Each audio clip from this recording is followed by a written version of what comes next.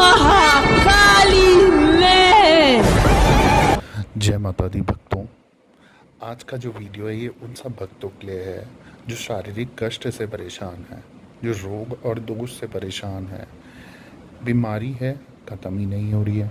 परेशानी है, ख़त्म नहीं हो रही है। संकट है, ख़त्म नहीं हो रहा है।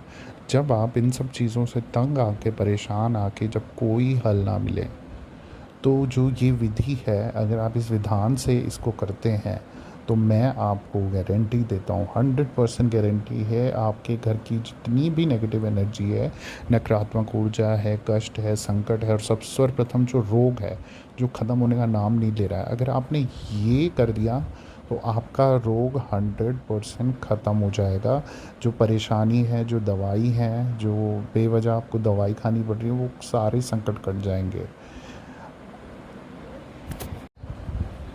इस विधि से अगर आप ये करते हैं तो आपका सर दर्द है, गठियावाई का दर्द है, हाथ पैरों में दर्द है, कैसे भी शारीरिक कष्ट आपको मिल रहा है, बार बार कहीं ना कहीं शरीर भारी हो जाता है, दर्द होता है, बेवजह शरीर में परेशानी रहती है, कुछ ना कुछ अकड़न झकड़न, इस तरीके की कुछ भी परेशानी रहती है, चाहे वो बड़ा हो चाहे छोटा हो।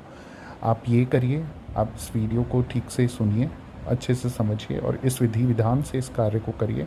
आपको ये शारीरिक कष्ट मिलने ख़त्म हो जाएंगे। घर की नकारात्मक ऊर्जा जो होगी, कोई संकट हुआ कट जाएगा, टल जाएगा, और घर की नकारात्मक ऊर्जा पूरी तरीके से ख़त्म हो जाएगी। साथ ही साथ अगर आपकी कोई मनोकामना है जो पूरी नहीं हो पा रही है, तो इस पाठ को करने से आपका वो मनोकामना भी पूरी हो जाएगी। तो आपको करना क्या है, आपको ये कार्य करना है, आपको हनुमान जी का बाहुक पाठ होता है, बाहुक पाठ आपको करना है।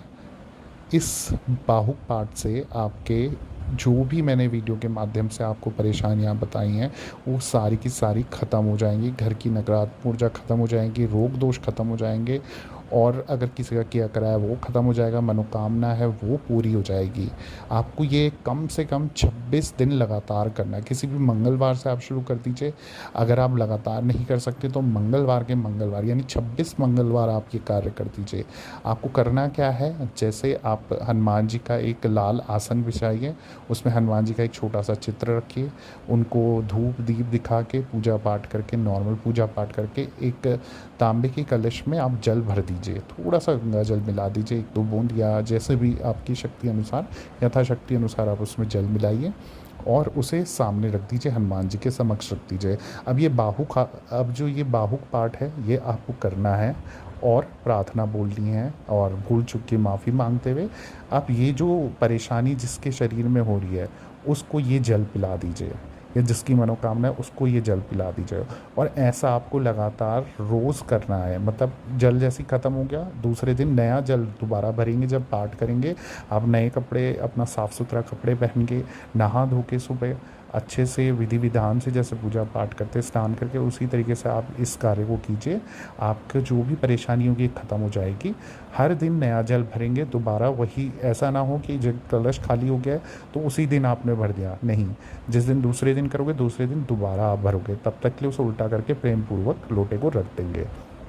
इस तरीके से आपको ये जल पूरा पीना है, पूरा ग्रहण करना है। तो छोटा कलश लीजिए चाहे बड़ा कलश लीजिए, अपनी यथाशक्ति अनुसार आप जल ख़त्म कर सकें उस हिसाब से ही वो लोटा रखिएगा, ताकि वो खाली हो जाए, वो भरा ना रहे। फिर नया पानी लिया, नया भरा, नया बाहु पाठ करा, और फिर इस तरीके से विधि विधान से आप ये कीजिए। उसमें आप हनुमान बाबा, अब इसको करना कैसे ये आप जान लीजिए। आपको क्या करना है, सुबह नहा धो के, साफ़ कपड़े पहन के, अपना एक हनुमान जी की छोटी सी चित्र लेना है आपको। मंगलवार के दिन सुबह लाल कपड़े में, लाल आसन बिछा के आप उनके ऊपर हनुमान जी को विराजमान कीजिए। उनको गुलाल, अबीर और धूप दीप सारा आप जलाइए। घी का दीपक जलेगा, ठीक है, और घी का दीपक जलाइए और लाल पुष्प अर्पित कीजिए उन्हें। दूसरा, आपको जो भोग स्वरूप आपको चढ़ाना है वो है आपका चूरमे का भोग लगाइए। आपको देसी घी में बना हुआ चूरमा आपको भोग स्वरूप हनुमान जी को चढ़ाना है, और साथ ही साथ हो सके तो गुड़ और चने का भोग भी लगाइए। अब ये सारी चीज़ें आपने विधि विधान से कर दी, उसके बाद उनका नाम लेके और ये बाहुक पाठ का आप पाठ शुरू कर दीजिए। पाठ करने के बाद आप भूल चूक की माफ़ी मांग के, अपनी मनोकामना बोल के, परेशानी बोल के, रोग दोष के बोल के, और फिर सारा कुछ ख़त्म करके आप वो जल ग्रहण कर लीजिए। इसके बाद जल ग्रहण करने के बाद आपको लोटा उल्टा करके रख देना है। दूसरे दिन दोबारा इसी विधि विधान से आपको ये कार्य करना है।